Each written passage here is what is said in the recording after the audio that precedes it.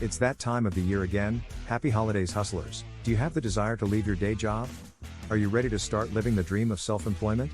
Well, stay tuned, hustlers. Today on IVA Hustle, we are going to help you out with doing that.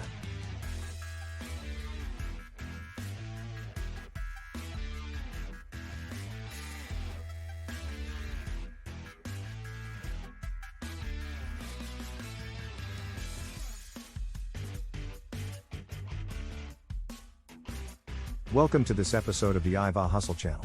Did you know?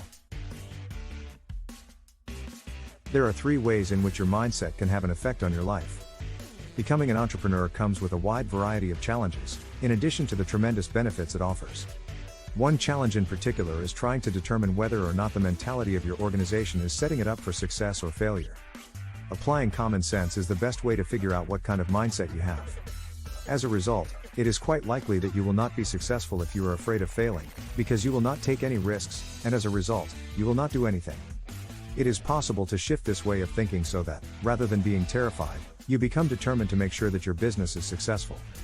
Which do you think is better, being afraid and hiding in a corner while doing nothing, or being sure of yourself and acting? Other frequent mindsets that could be detrimental to your business include the following. Number 1, having a negative attitude can make you feel less confident in yourself. What should you do if your boss or a client tells you that you made a mistake or that they do not like the product that you have finished working on? Does it disturb your life for several days at a time, or are you able to collect yourself, make the necessary repairs, and go on? It is inevitable that you will experience a great deal of disappointment whenever your brain prompts you to strive for perfection and you subsequently make a mistake or fail to comprehend the requirements of your customer. Recognize that you are a human being with limitations, and do your best to satisfy the customer. The next step is to either write down the lesson in a journal or come up with a fresh plan of action in order to prevent the error from happening again. It's possible that your lack of self-assurance was the primary factor that prevented you from making the switch from employee to business owner in the first place. Which of the following would you rather have? The freedom to choose your own hours, the ability to work with any clients you want, and the responsibility of only answering to yourself, or the need to work in a cubicle for someone else? Number 2, having a poor mindset can have an effect on how you determine your costs. Despite the fact that the phrase money bottlenecks has recently become something of a buzzword, you continue to hear story after story of solopreneurs who continually underprice the services they offer. You run the risk of not making enough money to pay your expenses if you underprice your services only to get employment, and you also indirectly indicate to potential employers that you do not value yourself highly enough by sending the message that you are willing to accept a lower wage. Customers that are unwilling or unable to pay your prices are not the best fit for your business. Number 3, an imposter mindset can have a negative effect on your reputation in the public eye. Another common challenge faced by freelancers is the nagging feeling that they are being taken advantage of. This is especially true for those whose skills were learned on their own or whose industry already has thousands of competitors.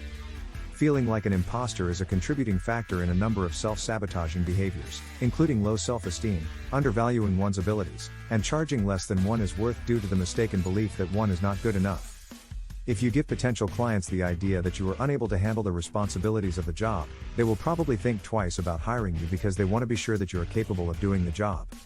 Being conscious of and having an understanding of your mindset in relation to the many facets of your company is essential for achieving success in both your professional and personal life. Don't give up though. Changing one's perspective is certainly doable with the right amount of effort on a consistent basis. It frequently includes adopting the opposing thought or changing that negative self-talk into positive self-talk.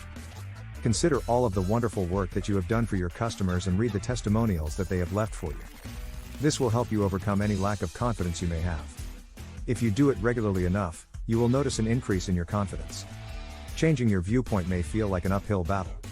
Remember, hustlers, if you want more success, you have to put in the work. We're here for you.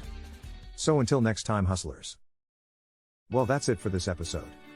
Want to learn more about how you can start your own freelance business?